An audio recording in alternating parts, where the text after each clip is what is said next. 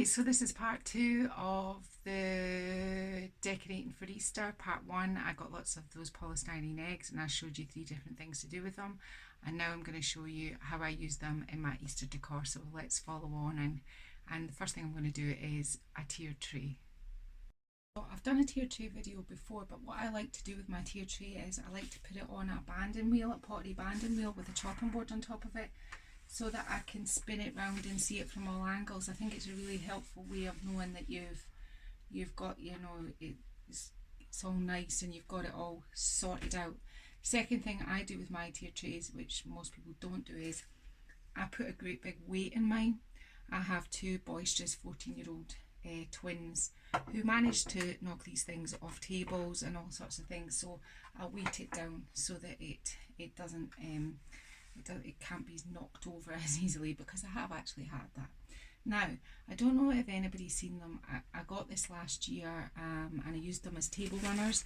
I bought these artificial grass table runners and I reused them last year, but I didn't want to do the same sort of decor as I did last year. So this year I'm going to do a tier tray in the middle of my table for Easter. Now what I've actually done is I've cut some of this up into a basic sort of circle shape with a hole cut out of it, so that I can put it around the tier tray like that and make it look like it's got grass inside it. Now I'm going to fill it out with some things just so that it doesn't all sit flat, so I'm just going to put some bits of spare wood and kind of tuck my ends in. So this might take a little bit of time to get it just the way I want it, but this is how I plan to do it, to make it look like, like it's on a sort of hill. The artificial grass is molten everywhere. So kind of tuck that end down and make it sort of like a wee sort of hill with some grass in it like that. So I'm just gonna fiddle around with this and I'll be back in a minute and then we'll do the rest. I'm going to start with the top tier first, and what I have is I have a few of these faux moss rabbits and I've got my duck here, so I'm going to place these in first and then just follow along as I fiddle about with it until I get it just the way I want, and then once I've done the top I'll move on to the bottom.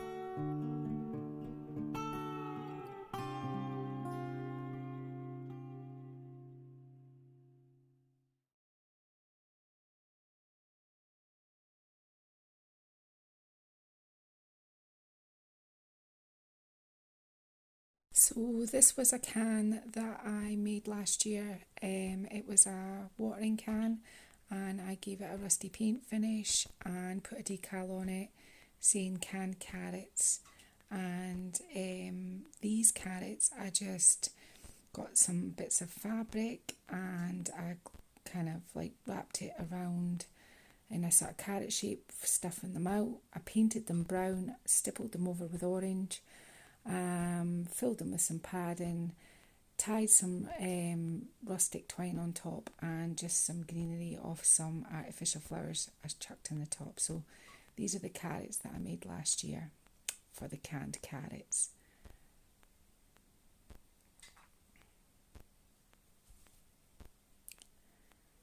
And what I've done is I've just put some hay and some bits of greenery in the watering can just to hold the carrots up, and I'm just sticking them in the watering can, and that's another Easter decoration done. If you were going to do something like that, you just need like an old watering can, paint it, put a decal on, and what I'm doing now is I'm just putting some lavender in along with the carrots just to finish them off and make them look pretty.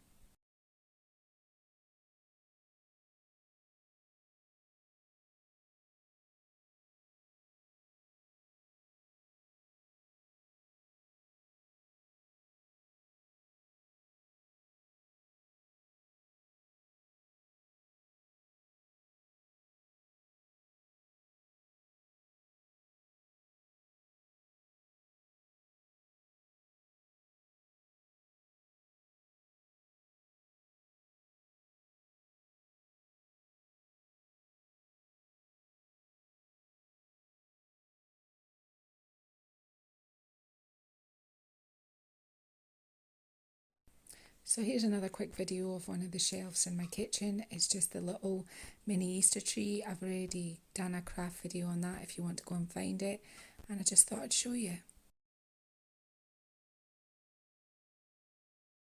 So next I'm taking an old basket. I've put a wooden bowl upside down in the middle of it. I've put some twigs and some of the pound shop raffia. I've popped a couple of rabbits in it. Whoop, and the rabbit went flying, and a vintage plate.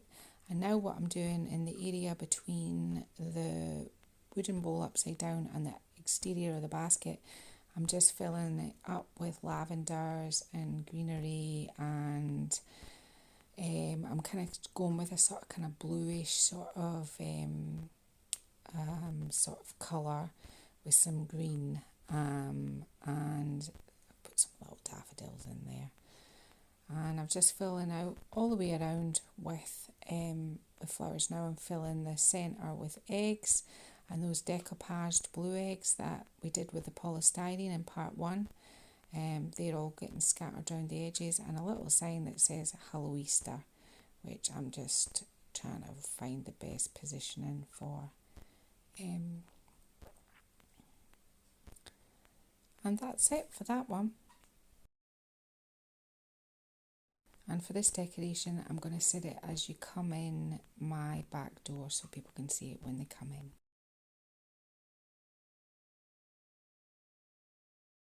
So here I am spraying a cheap pound shop basket with grey spray paint. I'm going to dry brush it with white while it's drying.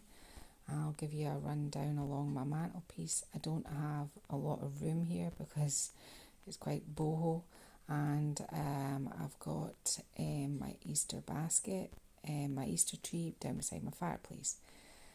So my basket's dry, and I'm going to take some white acrylic paint, and what I'm going to do is I'm just going to give it a sort of kind of rustic appearance, and I'm going to brush it over with some white. And this is going to be kind of similar to the other bigger basket I made. I'm just going to pad it out with some eggs and maybe a chicken. But this is me just dry brushing the basket.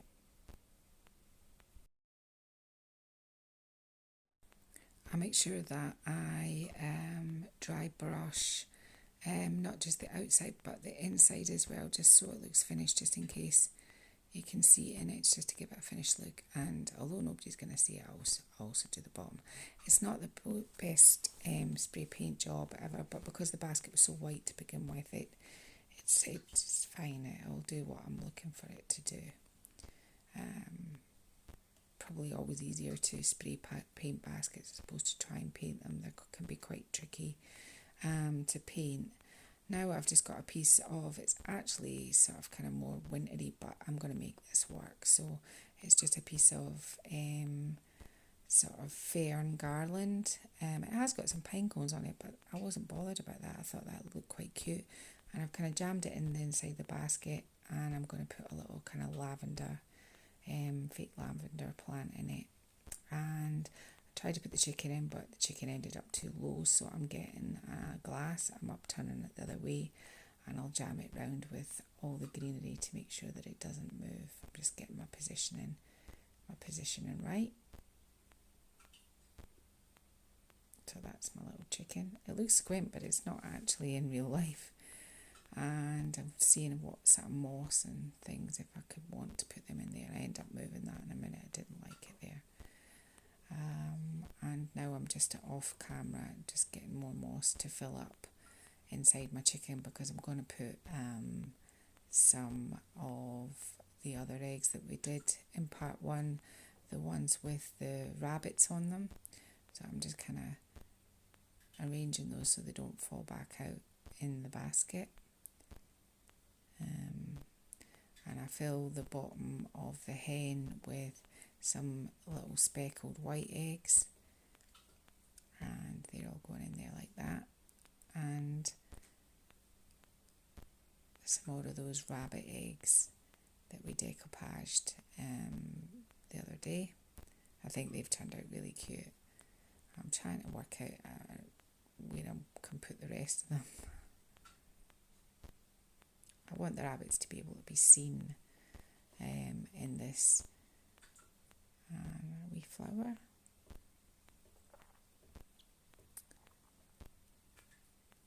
And that's us just about finished that. I'm going to put a bow on it in a minute. I was toying about putting some of those little nests in.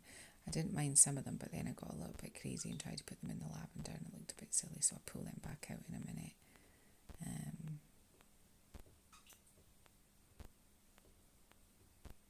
So you notice I haven't glued anything down in any of these arrangements. It means that when Easter's over, I can just take these back out and put the bits and pieces back, put my artificial flowers away, and keep them for the next time I want to make any kind of arrangement. You could even have it all year round if you just took the eggs out of it. And here I'm just squeezing a bowl into my greenery, and that's it for that one. So these were just a few of the things that I made for Easter using the polystyrene eggs. Please feel free to subscribe, and if you like it, like and share. Thank you. Bye.